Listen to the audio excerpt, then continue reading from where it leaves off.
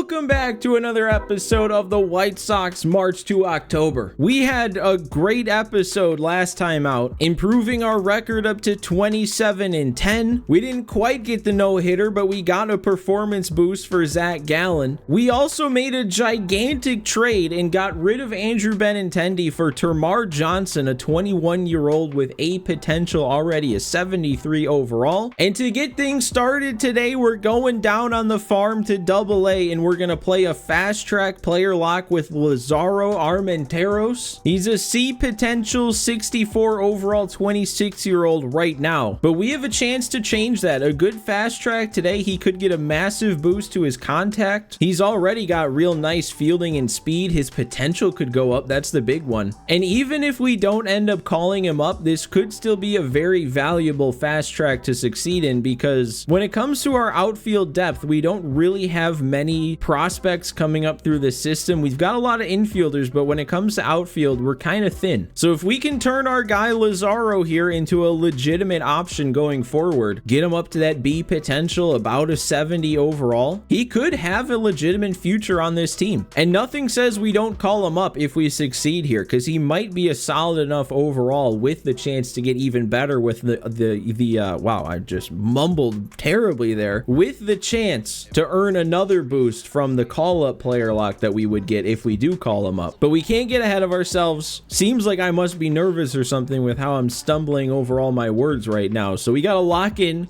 focus on our Double-A game here, and make sure we get that boost and succeed in this fast track. All right, well, first AB here is coming in the bottom of the third, which is not ideal. We're also down 6-0. That part doesn't really matter. And man, that was kind of a good pitch to swing at right away. I got to be on that. Oh, he went even higher that time, and why am I late on 90? There we go. Weighted back that time. That's going to be a base hit. That's huge. Didn't get a lot of it, but hit it to a perfect spot. Getting that first hit on the board, I mean, you never know. That could be enough to get us our boost right there with just the one hit. All right, AB number 2 here. Still nothing on the board for our guys, which might be a good sign. I feel like the worse the team does as a whole, the better shot I have at a more lenient plus. Oh, he gave me the exact same pitch I got a hit on, and I timed it up again. We're just a little off on the PCI. A little bit too far under it. And bottom 8 for our third at bat. We're definitely only getting 3 today. Better make the most of this one. And I don't think we did. I was all over that, and well, I wasn't all over it actually. I was way too far above it. I don't know. Hopefully a 1 for 3 does it in a day where our offense was very quiet. I don't know what it was about that pitcher that I couldn't get the PCI on it. There was nothing like funky about his delivery. Okay, we do get a plus. They said solid plate appearances. I don't know if I agree with that, but like I said, sometimes when the team as a whole does bad, it's a little bit more lenient. Seems to be the case today, and we just got Lazaro a boost. I'm very excited to see what this kind of boost is. I want to see if his potential went up, because normally it does if you succeed in a fast track. So he could be a solid B potential now. He could be like anywhere from a 68 to a 70 overall with where he started. We also get a little bit more positive momentum, so that always helps. Now let's see if they give me the option to call him up here. They do. Okay, now this is where it gets a little tough. So first of all, let's see what he's got here. He went up to a 69, so I think that was a +5 to his overall. And for the rest of it, it's your typical fast track player lock type upgrades here. +10, the big boost to contact, vision, and discipline. Everything else +2. And you know what? I think I want to bring him up. I actually think this makes sense for a couple different reasons. The first reason is technically we don't have any primary outfielders as backups right now. I mean, Hampson can play the outfield, Senzel can play the outfield, so we have guys to play the outfield, but everybody's a primary infielder. But also, I kind of want to be able to get Termarr Johnson back down in the minors. I mean, before we got him, that would have been Ramos that I wanted to get back down in the minors, but I think between the two, I'd rather get Johnson back down in the minors because he'll get more at bats down in the minors, so probably has a better chance of improving these attributes a little better, because the hitting's a little low. I'd like the hitting to be a little bit higher to be on the big league squad. But also the big one would be then if we could in the future get this same type of call-up player lock with Johnson, and then he gets a chance to get a massive boost to his attributes once that happens. So I think all that combined is a good reason to bring Lazaro up. Plus, I'm only saying that assuming we're not going to succeed and Lazaro stays where he's at, which even if that's the case, I would still call him up. But he's got a chance to succeed again. He's got a chance to double this progression that he just got. And if he does that and he turns himself into a 74 overall with mid to high 60s contact, gold fielding, he's going to be very valuable. I mean, he'll replace Benintendi in terms of overall immediately. So yeah, I think we're going to go ahead, lock this in. We can send down Johnson. So that's exactly what I'm going to do. And there we go. We got a new big leaguer kind of out of nowhere. And we're going to get the chance to player lock with him now in the bigs against Seattle. Gets to play in front of the home crowd too in his debut. Does he have, I can't remember if he had any big league stats. No, he doesn't. This is going to be his first big league game. All right, let's get it done with him then. And ooh, we're facing a tough matchup though. Righty, and it's Luis Castillo. I guess the good thing about this is I have Austin Hayes as the left fielder leading off against righties. So if they just bring in Lazaro to start in left, like I think they would, we're gonna get as many at-bats as possible. Okay, I just listened to Boog say his name. He's not saying Lazaro, he's saying Lazaro. A little bit of different emphasis on the syllables there. Lazaro. Gotta lock that in. All right, let's see what he's got here. He is leading off the game for us. And man, we're just going right into it. Oh my God. And I'm taking that. And at least I made contact. Man, I thought we might have had a chance at beating that out once he got into that animation. Not really doing a great job of getting the ball in the air with Lazaro. The more I say it, the more I'll get it right. All right, we get our second AB in the third inning. That's a decent pace here. We also have a runner on second, so that means the clutch rating's active. I don't remember what that's at. I do know, though, that clutch doesn't get the big plus 10. So, yeah, he's only at a 47 on that. Oh... Look at how close I was to hitting that better. Yeah, that's tough. I mean, with being that far under it and only like the 45 power or whatever he has and still hit it to the track, if I just wasn't that much under it, we had a shot there. All right, third at bat. We're down 2-0 and Castillo's kind of cruising. We should get another at bat. We should get a fourth one, but let's do something now. I got around on it. I really did. I got too far around on it. I was ready. No, stop hitting your spots. Either miss out of the zone or leave it over the middle. Okay, we worked it back to 3-2. Let's battle here, Lazaro. I think I chased. I don't think that's called a strike. I don't know how I didn't hit it, though. I felt like I was all over that. Okay, we're straight into our next at bat. Bottom 8. Castillo's still out there. And now we're down 4-0. And we're just gonna hit another one on the ground. That seems like that's all I can do with this guy. I don't know if we get another at bat. That's an 0 for 4. That's a failure. And yep, we lose the game also. That's a shame. But if I'm being totally honest with you guys, I didn't expect much. Even with the boost, it's not like he had great hitting attributes, and especially when I saw it was Castillo, he is one of the tougher pitchers to face. I don't care what his ratings are at this point. On legend difficulty, with the kind of pitches he throws, he's always going to be tough, and we had to face him 4 times. So even though our guy Lazaro doesn't get an extra boost, doesn't get himself up to that mid 70s, like I said, I still would have done this move. I still would have brought him up anyway, knowing he would have stayed where he's at. I feel like I kind of have to operate under that assumption anyway, because it's never a guarantee with a position player to succeed in a player lock. I don't know, man. Maybe it's just because I suck at those, but it'd be real nice if they made a change next year, and instead of just being one game, maybe you got like a series player locked with the guy. I think I'm gonna let everything ride here though one more week,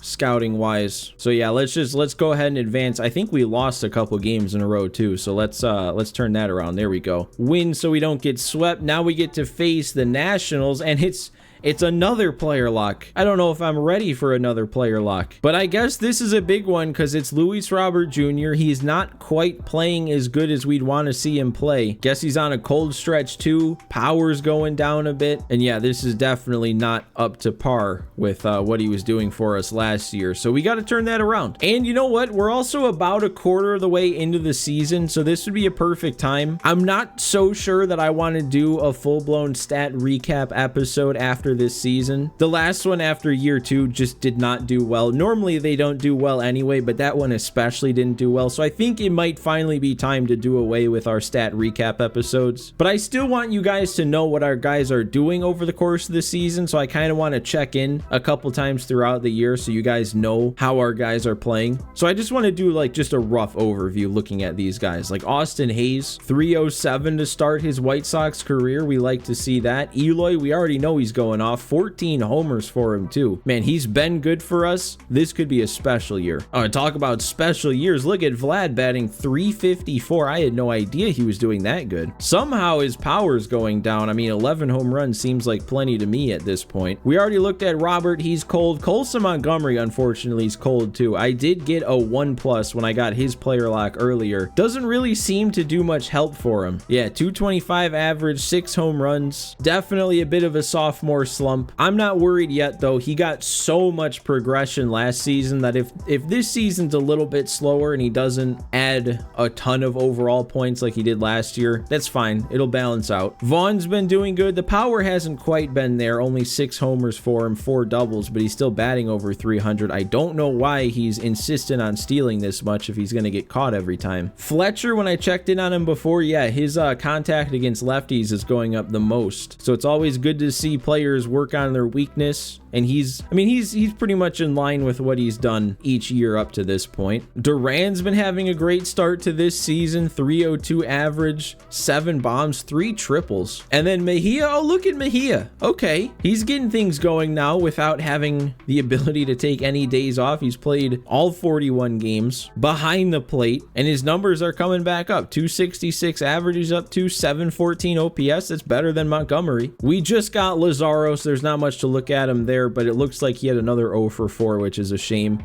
Hampson as probably our main utility guy. He's got 59 at bats already. You can plug and play him anywhere, and he's having another solid season doing that. Brian Ramos, bench guy. He's only gotten into 8 games. He's done solid enough. It looks like he had his first career homer. I didn't notice that. And then we already kind of know about Nick Senzel. I touched on him last episode. He's been our specialist to face lefties. He's doing great at the plate, but man, his fielding is rough. And taking a quick glance at our pitching, this is the real bright spot for the year so far. I'm not going to go too in depth on these guys because you can see pretty much what you need to see from here.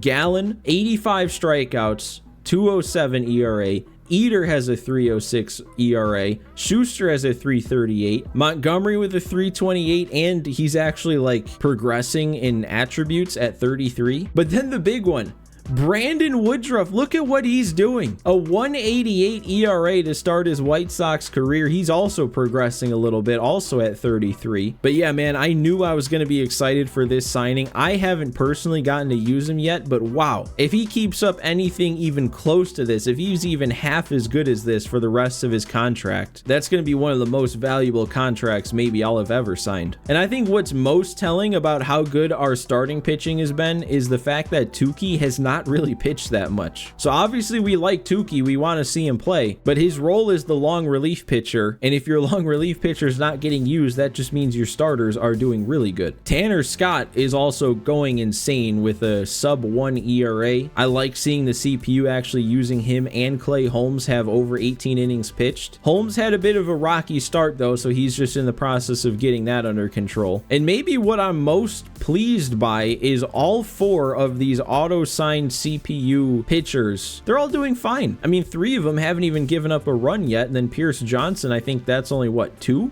allowed. And then rounding things off, Crochet, he's kind of getting back to 2024 Crochet form. Only the 1 run allowed on a solo homer. He's only given up 3 total hits, 12 strikeouts for a 108 ERA. I mean, you'd think with how good Tanner Scott was doing, I'd be like, okay, maybe we should have him be the closer. But if Crochet's going to do this, there's no reason to make a change. I do also want to check up on our prospects and look at them, but I think we'll break up the looking at stats on a menu screen, and we'll do that after the Robert player lock. So let's hop in here. Let's get this one going with Luis Robert Jr. We get to face a guy with a 7.68 ERA. This should be good news, right? Wow, it's it's almost unfortunate to see, with the Nationals being our main March to October team last year, them down at, what was it, 12-31 on their record. I mean, with us, the 2026 season was them going for 4 World Series titles in a row. All right, but this is another big player lock. If we can get Luis Roberts' bat and his numbers back up to where they should be and fit him into a lineup where everyone else is going crazy.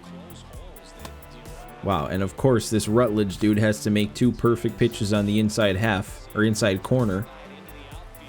I just need to swing. I don't even think I was too early on that. Sometimes I like to check swing if I notice I'm way too early. I don't even think I was early on that one. I don't know if I'm going to get to see, though. Yeah, it's not going to pop up. All right, at bat number 2, this Rutledge dude is honestly not that easy to face. And then, of course, on top of it, we've had a runner on second both times, so it's the clutch rating active. Looking up on the Tron, though, looks like Lazaro got his first big league hit. And we'll use that as inspiration to go absolutely yard with Luis Robert Jr. My God. I mean, that locks it up. That locks up some type of performance boost now. Maybe even a 2+ with that being a 3-run shot. There we go. That feels good. That feels good after the bad player lock that we just had. And that one swing alone honestly could be enough to get Robert Jr. on track again. All right, we're back up now. Our one swing is still all of our offense today, but the Nats kind of went off. Okay, that should have been a hanging slider that I should be hitting, but that kind of fooled me. Wow, and I'm caught looking again. That outside corner is tough to cover. I mean, it's a good thing we already did probably what we need to do, but actually, this is a big spot. Down 2, chance to tie it with a big swing.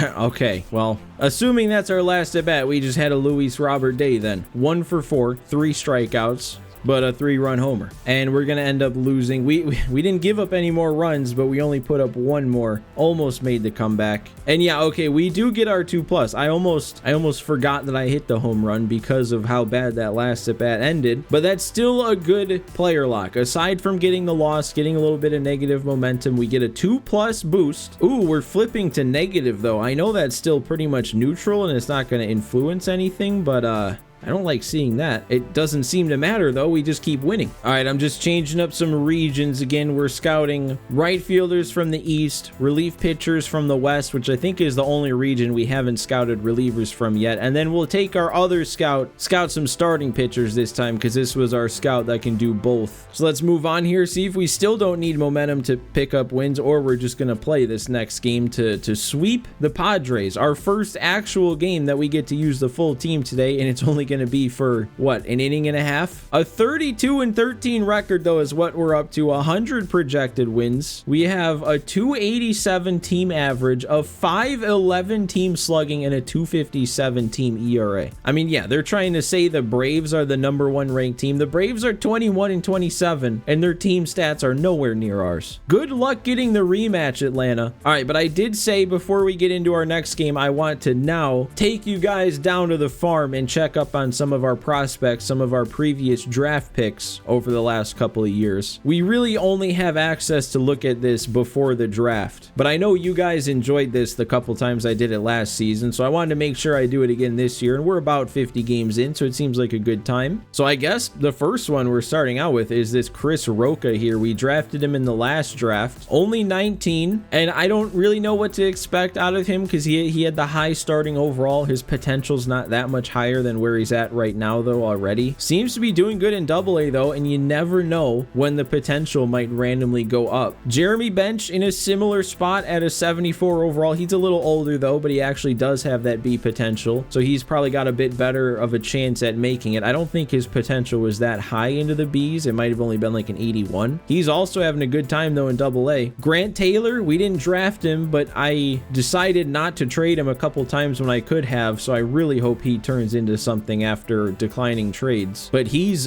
doing good in AAA. I mean, all these guys are looking pretty good. Not seeing the big progression really out of anybody, but at least they're playing good.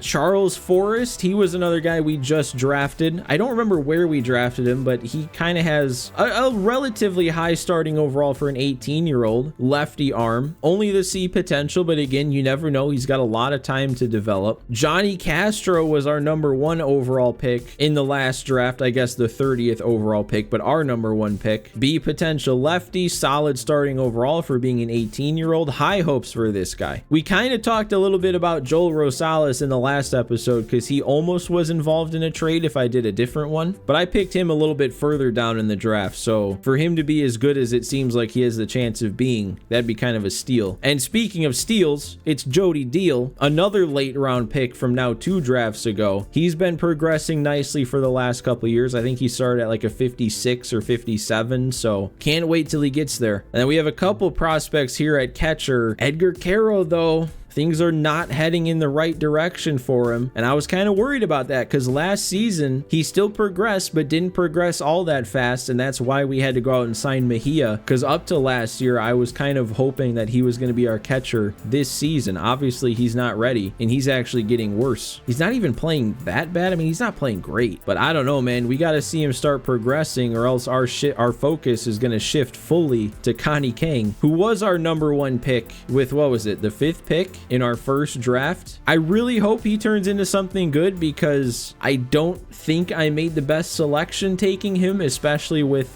what the other guy I was considering has done, which I guess we can look at that easily enough because he's right here on the Red Sox. But yeah, Chuck Glover. It was between Glover and Connie Kang for me to draft, and I think clearly Chuck Glover is probably the better pick. He's been in the big leagues now both seasons, and he's done solid. He's got good attributes. Obviously, we just traded for Johnson. I'm kind of, well, I guess I shouldn't be. I was going to say I'm kind of surprised he got all the way down to AA, but I guess we did. When we brought up Armenteros, he was in AA. But yeah, I mean, look at that. Progression's already kicking in a little bit better now that he's able to play every day. Colin Houck is going crazy on progression, it seems like so far, up to a 71 now. Jimmy Hernandez is also having really nice progression. Just picked him in the last draft, and I mean, I like seeing the +4, +3 to his numbers against lefties. Obviously still has a long ways to go, but he's also only 18. And I don't think we really have any other prospects after that. I guess Angelo Ayala I did draft in this last draft, but I don't really have any hopes for him. Kano Matsumoto I took in the first draft. Don't really have high hopes for him. I think his potential is only a 71. So let's go ahead and get ourselves into this game to wrap it up against the Padres. Gotta hold on to this 1-run lead. They have a runner on here in the bottom of the 8th and 1 out, so let's just like roll a quick double play and get out of it. We've got a homer from Duran, a couple doubles on the board. Zach Gallen went 7 strong, only gave up 2, and it looks like we're stuck with Gallegos. He's got 1 out but also walked a batter, so he's only had 2 batters faced.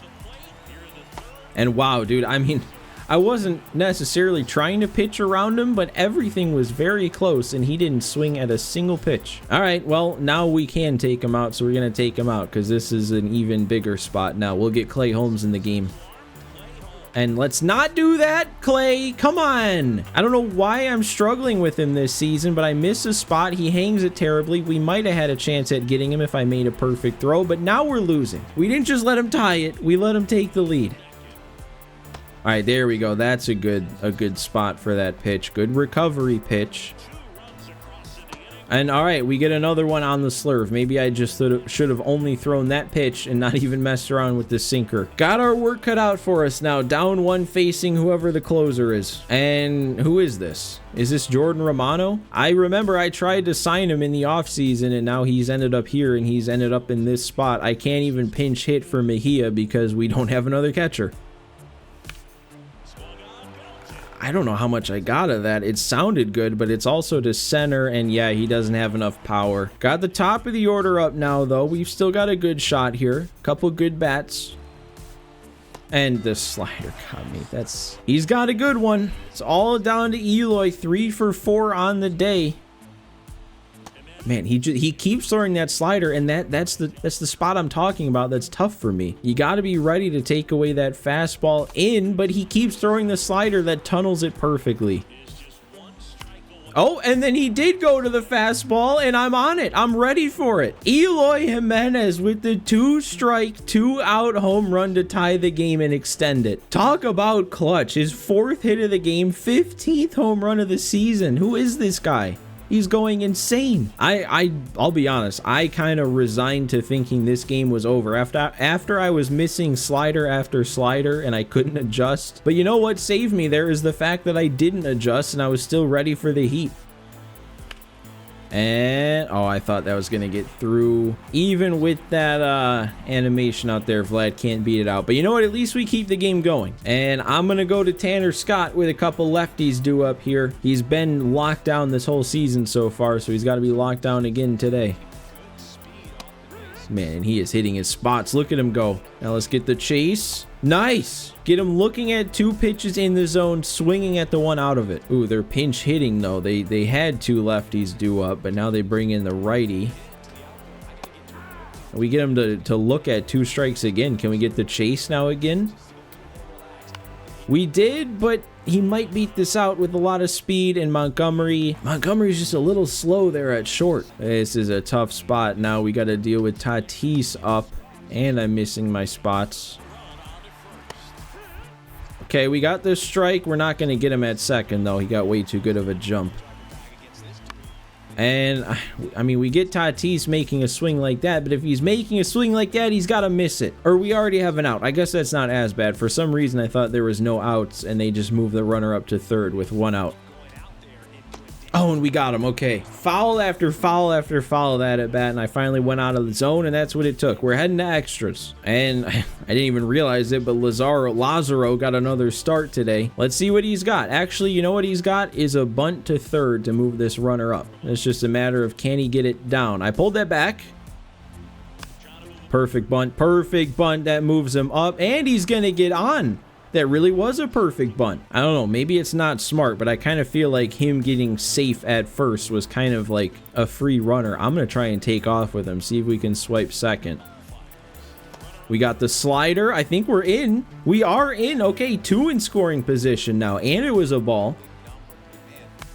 And oh, I mean, that's a tough pitch to be swinging at. Slider in on the hands, but I got it. I got the good swing, and man, that saved 2 runs right there. That was such a big catch. Now they're going to load the bases to set up the double play. Who's got to come through? Who is this? Fletcher, and they're going to bring in the lefty to face him. So no, it's not going to be Fletcher. Who is it going to be? Actually, I do know Fletcher has good clutch, but we've got Robert or Senzel. Who do I go with? Senzel's got 70 clutch. Robert's only got 59. The power's pretty much the same. I might go Senzel. Yep, that's going to be the move. I'm bringing in Nick Senzel to face the lefty, his specialty. Do something. Do something. That's going to score us a run. How much does it have, though? It's going to go. Nick Senzel with the grand slam. Oh, my God, this guy. This man against left-handed pitching is Babe Ruth. There is nobody better right now. I mean, not only does that give us the lead, but that gives us a commanding lead. We doubled the score. Oh my God, and we're not done yet. Back-to-back Ezekiel Duran. That one, a moonshot. I mean, how do you go into extra innings and end up in a blowout situation? Oh my God. I mean, obviously, I'm going to hit that one out if you're going to leave it there. Now, Austin Hayes. Now it's officially a blowout situation with a 6-run lead. And hey, you know what this means. This is a Tukey spot if we've ever seen one. He's finally getting another appearance. He still was stuck at that 4 games, 10 1/3. Oh, well, okay. Let's not give them anything, Tukey. I mean, actually, that swing right there costs us a fireball. And is that going to be 2 to end the game? It is. That was a good one. Obviously, that was a good one. I mean, we're not going to get that much momentum because we did start the game winning.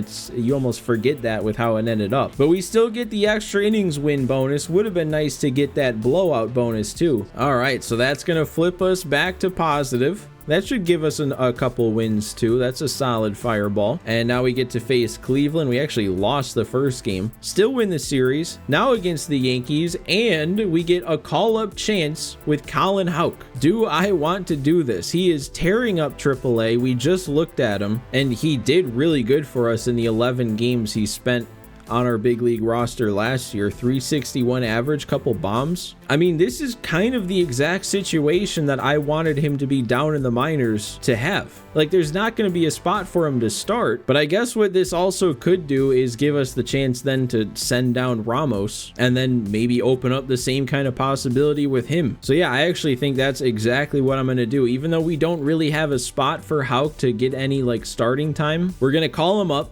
give him a chance to actually secure that boost, and then what that'll also do is, like I said, give us a chance to send Ramos down so that he has a chance to get himself a boost. So let's go ahead, let's lock it in, and let's hope that when I start next episode with another player lock, it goes well. So we finished this episode now at 35-15, still at that 100 projected wins, but things are going very well for us. But that is where we're going to go ahead and end things today. Colin Houck will get things started next episode. So as always, guys, do me a favor, hit the like button if you enjoyed. Also, make sure you're subscribed to the channel so you don't miss this series as it keeps coming out, because it's gonna keep coming out. But thank you guys all for watching. Thanks for hanging out with me, and I will see you next time.